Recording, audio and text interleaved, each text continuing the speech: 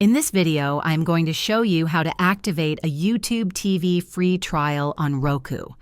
If you're looking to stream live sports, news, and entertainment using your Roku device, this guide will walk you through the process. Let's get started.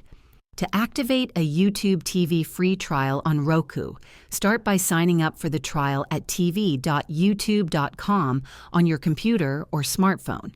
During sign-up, choose a plan and enter your payment details. Your subscription won't be charged until the trial ends.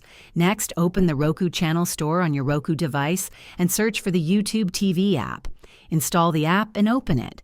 You'll be prompted to activate the app by entering the code displayed on your TV screen at tv.youtube.com/activate. Enter the code on the website, and your Roku will connect to your YouTube TV account. Once activated, you can browse channels like ESPN, Fox, CBS, and NBC to start streaming.